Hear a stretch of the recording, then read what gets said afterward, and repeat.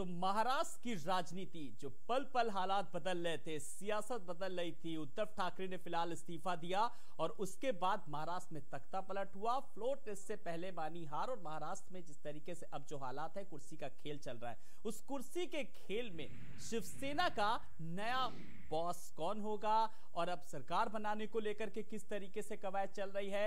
10 का दम में हमारे साथ मेहमान भी जुड़े हुए हैं लगातार। हेमंत जी हैं वरिष्ठ पत्रकार, शबनम जी हैं बीजेपी नेता और साथ ही साथ हमारी सहयोगी स्वाति भी हमारे साथ जुड़ गई हैं। स्वाति, महाराष्ट्र में जिस तरीके से जो फ्लोर टेस्ट से पहले उद्धव ठाकरे का इस्तीफा, इस राजनीति के किस चश्मे से देखा जाए? आलोक, सबसे पहले समझना होगा कि जैसे ही महाराष्ट्र की सियासी उठक पटक शुरू हुई, बीजेपी एकदम शांत थी। बीजेपी की तरफ से कोई प्रतिक्रिया नहीं दिया जा रहा था। अगर आपने गौर किया होगा खुद भी कि प्रवक्ता की तरफ से या नेताओं की तरफ से किसी भी तरह का कोई बयानबाजी महाराष्ट्र को लेकर खास तौर पर नहीं दिया जा रहा था। उधर लगातार उद्धव ठाकरे की बात करें, संजय राउत की बात करते हैं या फिर एकनाथ शिंदे की बात करते हैं, जो गुवाहाटी में लगातार अपने विधायकों के साथ मौजूद थे, लेकिन किसी भी तरह की बीजेपी की कोई प्रतिक्रिया नहीं थी। लेकिन इसको इस तरह से भी समझा जा सकता है कि भारतीय जनता पार्टी की तरफ से तैयारी थी कि अगर विधायक एकनाथ शिंदे की तरफ हैं और बहुमत साबित करने का मौका मिलता है तो बीजेपी जो है सरकार बनाएगी मिलकर। और इसी वजह से जो वडोदरा में अगर आपने देखा होगा कि देवेंद्र फडणवीस के साथ एकनाथ शिंदे की एक मुलाकात हुई थी जिसमें चर्चा हुई थी। और अब आज की बात अगर हम करते हैं तो 11 बजे कोर ग्रुप की बैठक देवेंद्र फडणवीस के आवास पर होनी है और नेताओं का पहुंचना भी शुरू हो गया है। और एकनाथ शिंदे जो इस वक्त गोवा में मौजूद है, वो गोवा से आज ही महाराष्ट्र आएंगे। यानी पूरी जो कवायद भारतीय जनता पार्टी की थी वो उस वक्त ही शुरू हो गई थी जब महाराष्ट्र में आपस में सियासी उठापटक जारी हो गया था।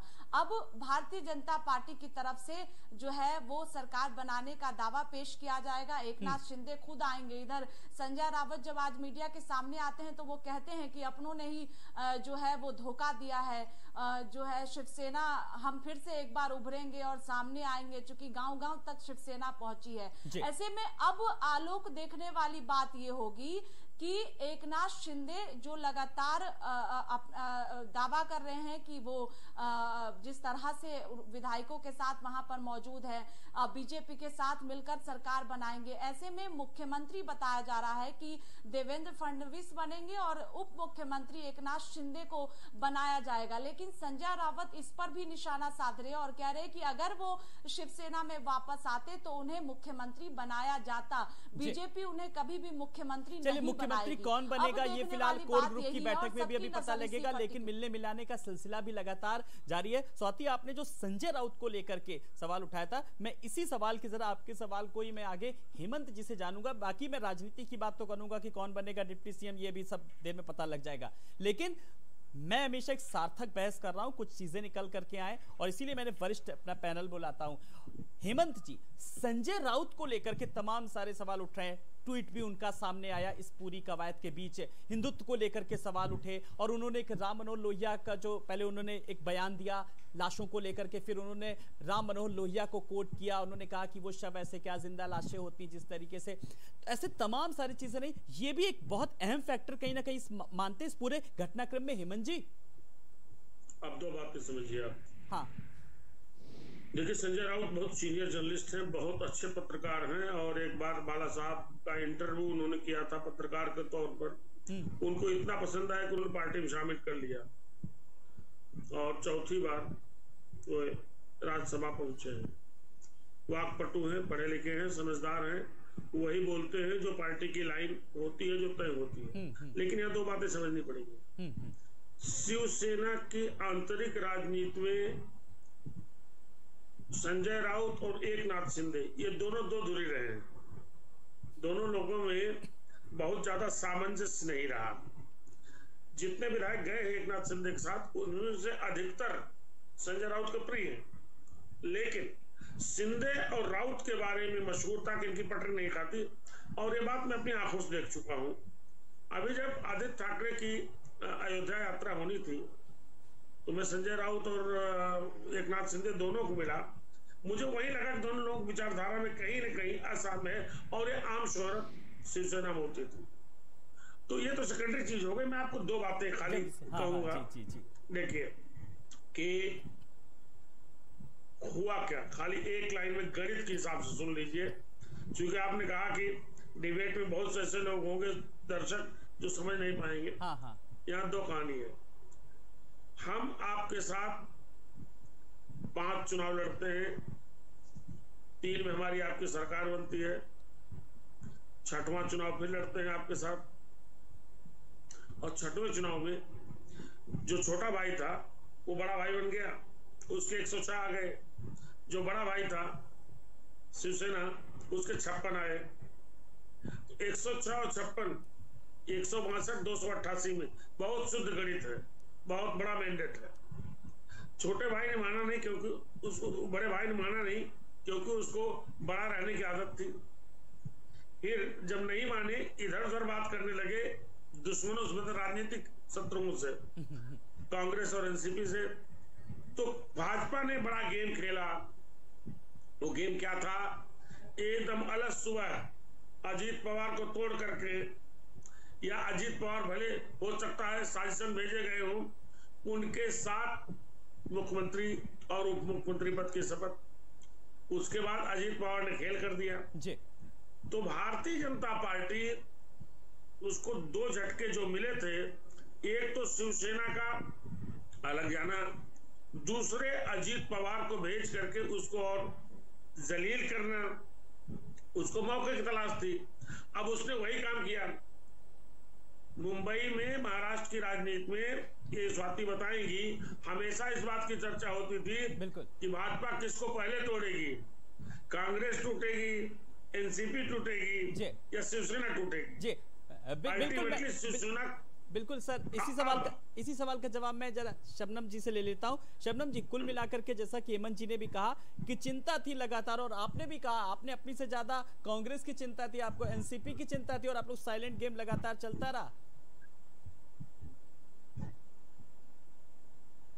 देखिए, मैं बार बार कहूंगी कि अगर शिवसेना टूटी है तो इसका एकमात्र कारण सरकार में उद्धव जी का रहना और एनसीपी और कांग्रेस का साथ देना।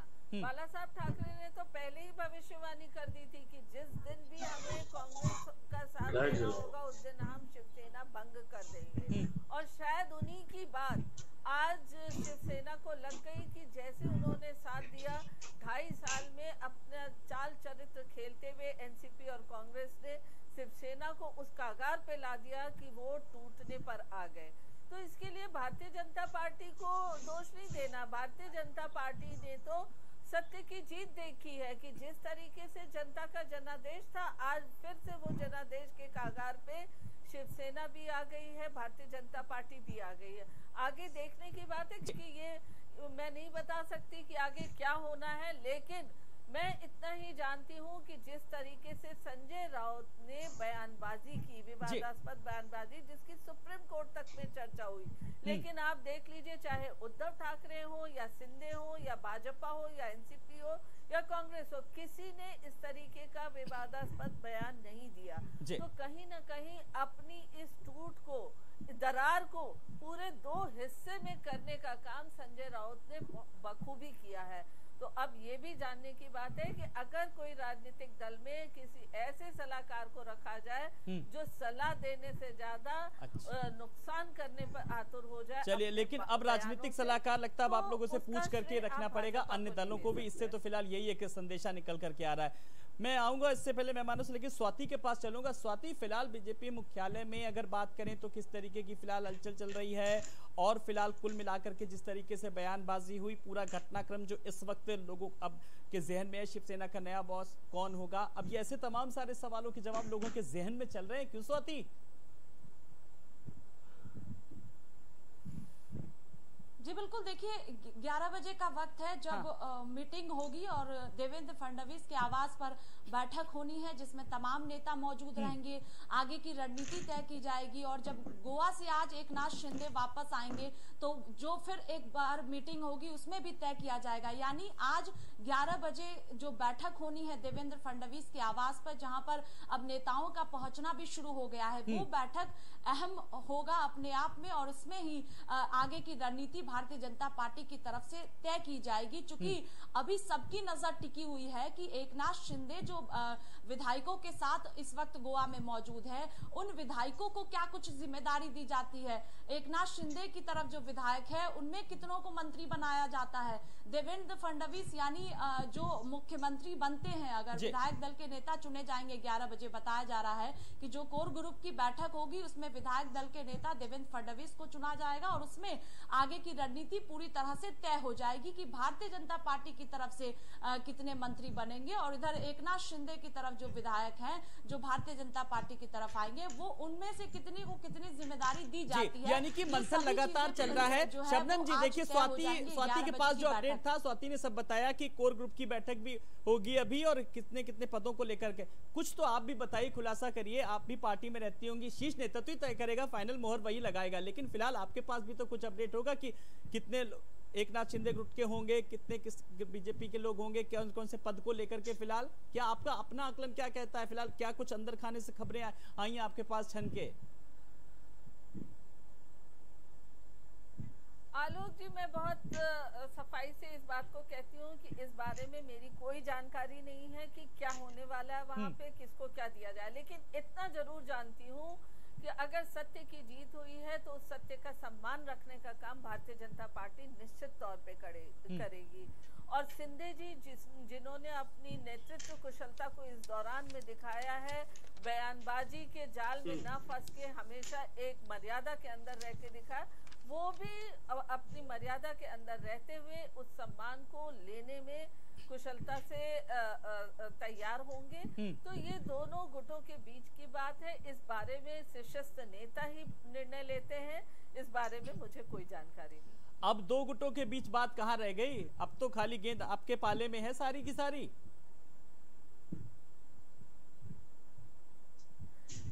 देखिए, ये राजनीति है, राजनीति में किस पाले में क्या जाएगा ये जब तक अंतिम पल नहीं आता इस पर हम कुछ भी बयान नहीं कर सकते हैं, क्योंकि अंतिम पल आने पर ही इस पर बयान किया जा सकता है। पर अब तक जो कुछ भी हुआ निश्चित तौर पे नैसर्गिक तौर पे हुआ है, क्योंकि ये उम्मीद महाराष्ट्र की जनता भी करती होगी। और उद्धव जी बखूबी इस बात को जानते थे कि वो गलत ट्रैक पे चले गए, क्योंकि अंतिम कैबिनेट मीटिंग में जिस तरीके से नाम बदला उन्होंने, इस्तीफा देने के बाद तकरीबन 12 बजे वो मंदिर जाते हैं। कोई भी हिंदू धर्म का मंदिर 12 बजे खुला नहीं होता, क्योंकि ऐसा माना जाता है कि रात में रात्रि भोजन कराने के बाद, प्रसाद चढ़ाने के बाद मंदिर के पट बंद कर दिए जाते हैं भगवान के सोने के लिए। पर वो पट खुला रहा और उसको किया, इसका मतलब वो सिग्नल दे रहे थे कि कहीं ना कहीं मैं हिंदुत्व के ट्रैक पे हूँ।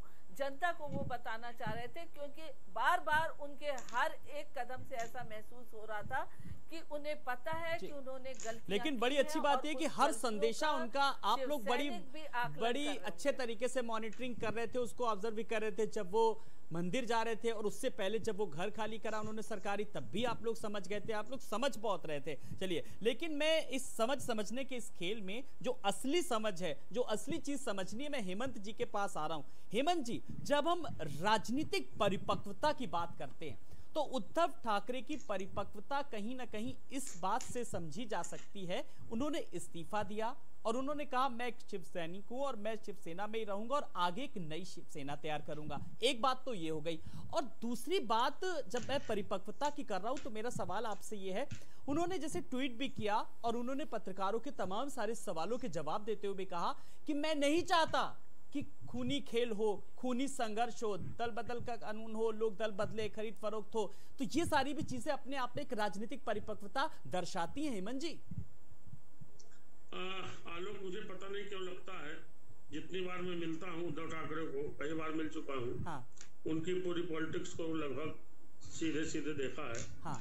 मुझे तो आदमी पॉलिटिकल लगता ही नहीं। वो बहुत शालीन व्यक्ति हैं, ऐसे व्यक्ति राजनीति के लिए नहीं होते, ऐसा मेरा मानना है। वो निहायत सज्जन व्यक्ति हैं और राजनीति के लिए जो दांव पेच ये और तकनीकी चीजें पटकना, उठकना, लपकना, कब्जा करना, ये उनको मुझे लगता है बहुत नहीं आता है।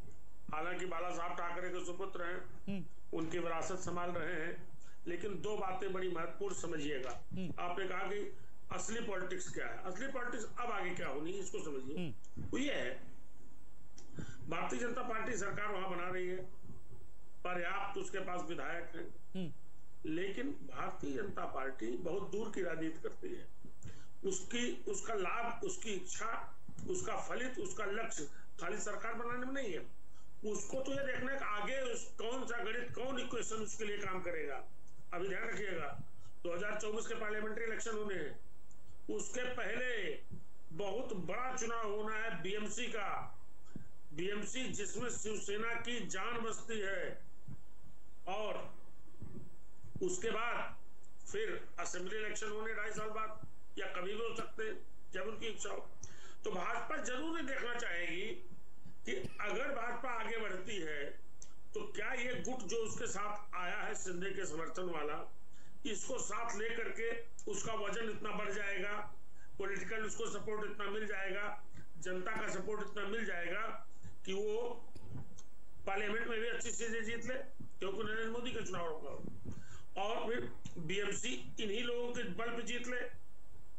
बीएमसी में पिछली बार भाजपा को उम्मीद से बड़ी सफलता मिली थी, लेकिन वहां की चैंपियन लगातार शिवसेना रही है। अब शिवसेना के लोग टूटे हैं, तो क्या उन टूटे हुए लोगों को लेकर के भाजपा बीएमसी के इलेक्शन जीत सकती है? या फिर छोड़िए, 2.5 साल सरकार चलाएंगे, 2.5 साल बाद जब फिर असेंबली इलेक्शन आएगा तो भारतीय जनता पार्टी हल्के में फैसला नहीं लेती है। मैंने कहा दूरंदेशी का लेती है। भाजपा का शीर्ष नेतृत्व जरूर इस पर विचार करेगा कि हम एकनाथ शिंदे के समर्थकों के साथ जा करके क्या अपने दम पे दोबारा सरकार बना सकते हैं या नहीं बना सकते हैं। और मैं बार बार क्यों कहता हूं, और शायद यही मंथन जो है, जो भाजपा का लगातार चलता है, वो इस बात की ओर इंगित करता है कि आज नहीं तो कल शिवसेना को समग्र रूप से भाजपा के साथ आना होगा। ये जो भी तावबाजी है, बयानबाजी है, गुस्सेबाजी है, सड़कों पर उतरने वाली बात है, स्ट्रीट फाइट है, ये तो तात्कालिक उत्तेजना और मौके की नजाकत को देखते हुए पॉलिटिकल बयानबाजी है। बिल्कुल, लेकिन पुराना प्रेम क्या एक बार फिर जागेगा? जी जल्दी से शबनम जी, क्या जो मेरा सवाल यही है कि जो हेमंत जी ने सवाल उठाया, अब इसका इसी सवाल का जवाब मुझे चाहिए कि क्या कुछ ऐसी तस्वीर आने वाले समय में देख सकते हैं? आलोक जी, राजनीति संभावनाओं का खेल है और इसमें कोई भी स्थायी दुश्मन और दोस्त नहीं होता, ये हम सभी जानते हैं। तो इसलिए बाद में क्या होगा, भविष्य के गर्त में क्या छिपा है, इसे कह पाना मुश्किल है। लेकिन निश्चित तौर पे जनता के हित में, महाराष्ट्र के विकास के लिए जो भी कदम उठाना होगा, भारतीय जनता पार्टी तत्परता के साथ उस कदम को उठाएगी और उस रणनीति को बनाएगी। अच्छा, एक बात बताइए, आपने भी जनता के हित की बात की, इतने दिनों से जनता का हित सब कहाँ गया था? तब ये कोई राजनीतिक दल सामने नहीं आ रहा था फिलहाल। देखिए, सरकार उद्धव जी की थी, उसमें जनता का हित देखना उद्धव जी का पूरी तरीके से कर्तव्य था, लेकिन कहीं ना कहीं जनता का हित नहीं होते देखकर उनकी पार्टी में अंतरकलह हुआ। उनके मंत्री बने हुए, कैबिनेट मंत्री बने हुए विधायक जो हैं, वो उन्हें छोड़कर चले गए। ये असाधारण बात नहीं है, क्योंकि निश्चित तौर पे मंत्री पद पाने के बाद उसे छोड़ना किसी के लिए भी कष्टदायक होता है। ऐसा भारतीय राजनीति में लगातार देखा गया। लेकिन अगर उसके बावजूद छोड़कर इतनी बड़ी संख्या में जाते हैं तो निश्चित तौर पे उसे जनता के हित में देखा होगा, जनता का अहित होते देखा होगा, अपने विचारधारा को टूटते खोते देखा होगा। तो इसलिए चलिए, जनता ने तो बहुत कुछ देखा। हेमंत जी, फिर घूम फिर के बात अगर अब हम जब जन सेवक के तौर पर करें, जिस जनता ने जिस पार्टी को जिताया, मैंडेट दिया, सरकार बनी, उस जनता के लिए इन राजनीतिक दलों ने क्या सोचा? इसमें सभी दल जिम्मेदार है, चाहे मैं पक्ष की बात करूं चाहे विपक्ष को। इतने दिनों से महाराष्ट्र का विकास ही तो कहीं ना कहीं प्रभावित हुआ होगा, जो राजनीतिक रस्साकशी चल रही है। वह निश्चित रूप से हुआ था, लेकिन उसके बावजूद एक बात की तारीफ करनी पड़ेगी कि कोरोना की महामारी में उद्धव सरकार ने जो काम किया बेहतर, वो देश में बहुत क्वालिटी काम था। उत्तर प्रदेश में एक बहुत शानदार काम हुआ, दूसरा काम पूरे देश में कहीं हुआ तो महाराष्ट्र में हुआ, खासतौर से मुंबई में हुआ जी। लेकिन 2-3 बिंदु ऐसे थे जिसको लेकर के तनातनी लगातार बढ़ती रही। जैसे आपने देखा होगा कि सबसे पहले अंबानी के बंगले के बाहर वो जो पूरा प्रकरण हुआ, उसके बाद पुलिस कमिश्नर वगैरह फरार हुए, उस पर ज्यादा रस्साकसी हो गई। वहां से आगे बढ़े कि आर्यन शाहरुख खान के लड़के के ड्रग केस के बाद दोनों में काफी खींचाखनी हो गई। बिल्कुल, कंगना रनौत का मामला सामने आया, बिल्कुल ऐसे सुशांत सिंह राजपूत का जब मर्डर हुआ तो भी दोनों एक दूसरे के पूरी तरह सामने आ गए।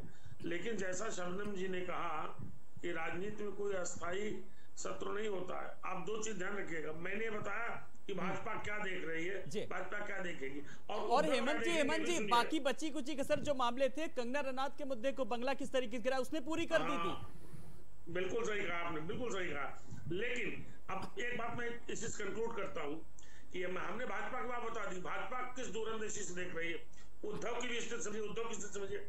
उद्धव के सामने क्या प्रश्न है? उद्धव के सामने स्वर्गीय बाला साहब ठाकरे की विरासत जो शिवसेना है उसको बचाने की पहली चुनौती है। दूसरी जरूरत उनको अपने सुपुत्र आदित्य ठाकरे का राजनीतिक भविष्य सुनिश्चित करने की जरूरत है। तीसरी जरूरत, मैंने क्या कहा था, बीएमसी यानी बृहन मुंबई नगर पालिका महापालिका, जो बहुत बड़ी बॉडी है, सिविक बॉडी है, जिस बॉडी का बजट देश के कई राज्यों के बजट से कई गुना ज्यादा है, इतनी बड़ी बॉडी है।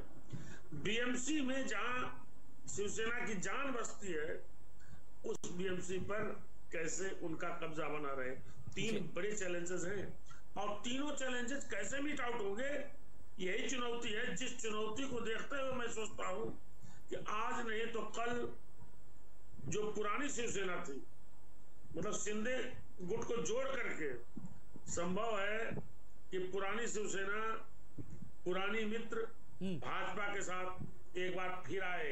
ये बहुत बड़ा बदलाव आने वाले दिनों में महाराष्ट्र में देखा जाता है। बयानों को फर्क नहीं पड़ता, बयान तो बिल्कुल अगर आते हैं तो जाहिर सी बात है कि हिंदुत्व को भी कहीं ना कहीं बल मिलेगा। कुल मिलाकर के एक बार फिर घूम फिर के मेरा सवाल शबनम जी से, हिंदुत्व की अगर 2 पार्टियां जो हिंदुत्व वाली थी, जो किन्हीं कारणों से अलग हुई थी, अगर एक साथ आती हैं तो जिस हिंदुत्व की लगातार बात की जा रही है, हिंदुत्व को बढ़ावा देने की हिंदूवादी ताकतें जो हैं वो एक साथ मंच पर आएंगी तो बेहतर परिणाम आएंगे। और आगे की क्या कुछ रणनीति है, अब जानना चाहेंगे। आलोक जी, सबसे पहले तो मैं ये कहूँ, ये विचारधारा छत्रपति शिवाजी महाराज की विचारधारा है, जिस विचारधारा को की विरासत को बाला साहब ठाकरे लेकर चलते रहे और उस विचारधारा को भारतीय जनता पार्टी भी मानती है। भारतीय जनता पार्टी हालांकि सबका साथ, सबका विकास, सबके विश्वास पे भी अपना नारा देते हुए उसको धरातल पर उतारती है, पर इस विचारधारा के साथ भी भारतीय जनता पार्टी रहती है जिस विचारधारा ने कहीं ना कहीं मुगलों के भी हौसले को पस्त किया। शबनम, जो आपने कहा कि अभी भारतीय जनता पार्टी सबका साथ, सबका विश्वास, ये मतलब एकनाथ शिंदे के साथ भी उनका भी साथ, उनका भी विश्वास, उनके विधायकों के साथ जो उनकी पार्टी का उनका साथ विश्वास, यही कहना चाह रही हैं क्या?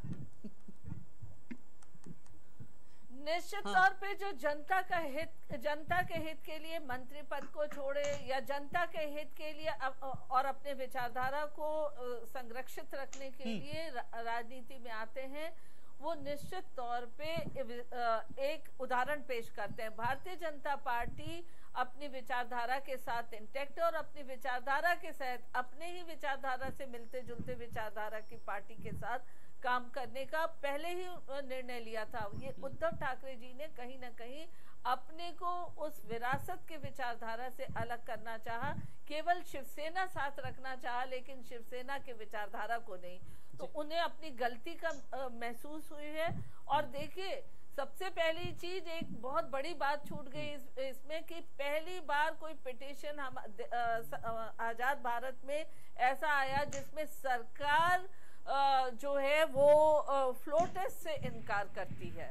ये एक बहुत बड़ा इतिहास रचा है इस सरकार ने, महाराष्ट्र की सरकार ने, और ये साफ तौर पर बता रहा है कि ये सरकार कैसी। जी चलिए स्वाति, एक फाइनल कमेंट में आपसे भी चाहूंगा। कुल मिलाकर के फ्लोर टेस्ट को लेकर के तैयारियां चली थी, लेकिन फ्लोर टेस्ट से पहले यहां कहीं ना कहीं एक बार हार मान ली गई।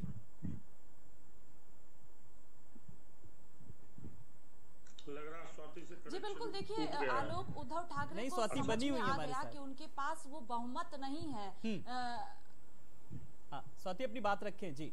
और इसी वजह से उन्होंने फेसबुक लाइव के जरिए ही इस्तीफे का ऐलान कर दिया।